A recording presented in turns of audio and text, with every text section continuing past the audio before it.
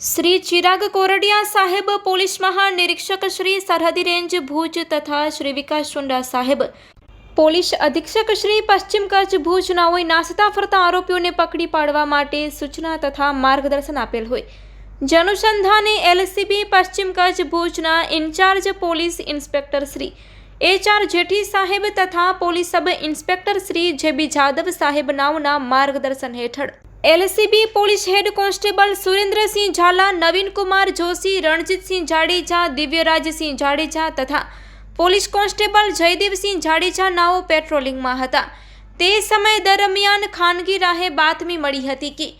Mankuva police સ્ટેશનમાં દાખલ થયેલ 2 ગુનામાં તથા અમીરગઢ પોલીસ સ્ટેશનમાં દાખલ થયેલ એક પ્રોહિબિશનના ગુના કામે પકડવાનો બાકી આરોપી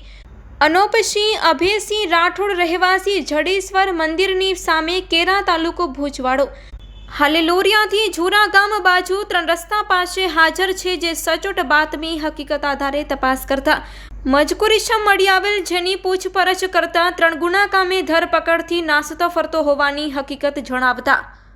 તે બાબતે તપાસ કરતા ગુનો દાખલ થયેલો હોય, જેથી મજકૂર ઇસમની અટકાયત કરી માધાપર પોલીસ સ્ટેશન ખાતે સોંપવામાં આવેલ છે। આરોપી છે અનોપસિંહ અભયસિંહ રાઠોડ, ઉંમર વર્ષ 43, રહેવાસી જડેશ્વર મંદિરની સામે કેરા તાલુકો ભુજ। આ આરોપીને પકડી પાડવામાં આવ્યો છે।